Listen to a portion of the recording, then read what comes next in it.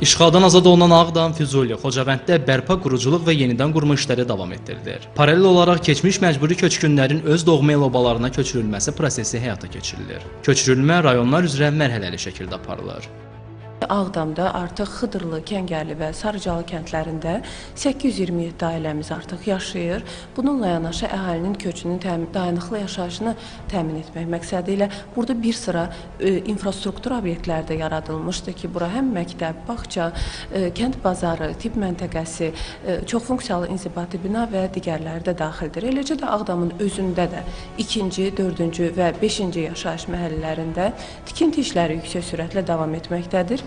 İl sonuna dək isə 3-cü yaşayış məhəlləsində artıq tikinti işlərinin başlanılması da nəzərdə tutulur. Bundan əlavə Eyvaz-Xəmbərli kəndində də artıq tikintilərə başlanılıb. Ağdamın Başqarvənd kəndində də mobilizasiya işlərinə başlanılıb. Füzulinin şəhər mərkəzində isə hazırda 824 ailə yaşamaqdadır. Eləcə də Vətən müharibəsində ilk azad olunan Qaraxanbəyli kəndində də tikinti işlərinin başlaması nəzərdə tutulub. Onu da bildirək ki, Füzulidə 824 ailəmiz şəhər mərkəzində artıq yaşamaqdadır. Eləcə də Vətən müharibəsində ilk azad olunan kəndi olan Füzulinin Qaraxanbəyli kəndinin də dövlət başçımız tərəfindən artıq təməli qoyulmuşdu. Bu kənddə də tikintinin başlanılması prosesi nəzərdə tutulur. Bununla yanaşı Xocavənd rayonunun Hadrut və Qırmızı Bazar qəsəbələrində, eləcə də Sos kəndində hər ərazidə 10 ailə olmaqla artıq məskunlaşıb.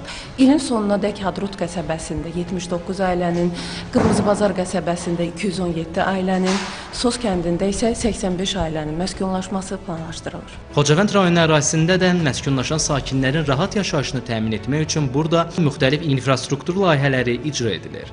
Köç baş tutan ərazilərdə elektrik xəttləri bərpa olunub. Eyni zamanda rayon ərazisində mərhələli şəkildə digər infrastruktur layihələrin reallaşdırılması planlaşdırılır. Ələkbər Salih, Sabir Şahvələdov, Telesəhər.